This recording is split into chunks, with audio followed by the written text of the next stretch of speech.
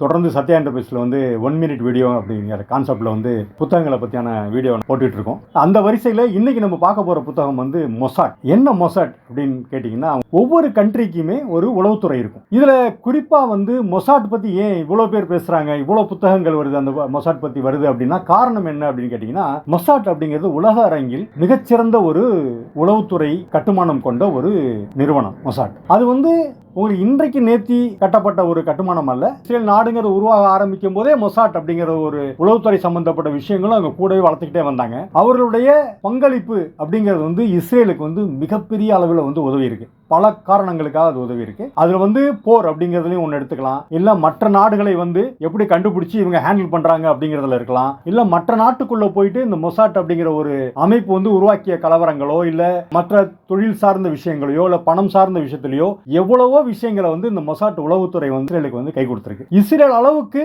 Mossad அளவுக்கு மற்ற நாடுகள்ல வந்து அந்த உளவுத்துறை வந்து அவ்வளவு சிறப்பா செயல்படுதா அப்படின்னு கம்பேர் பண்ணி பார்த்தீங்கன்னா இன்னைக்கும் உலக அரங்கில் நம்பர் 1ல இருக்கிறது மொசாட் தான். அதை பத்தியான புத்தகம் தான் இது. மொசாட் அப்படிங்கறத பத்தியான புத்தகம் அன்னல் அப்படிங்கிற ஒரு எழுத்தாளர் அவருடைய அனுபவத்தையும் சார்ந்து எழுதியிருக்காரு. ரொம்ப சுவாரஸ்யமாகவும் படிக்கிறதுக்கு இருக்கும் அப்படிங்கிற நம்பிக்கையில் இந்த புத்தகம் வெளியிட்டிருக்கும். மிக நல்ல புத்தகம், வாங்கி படியுங்கள். நன்றி.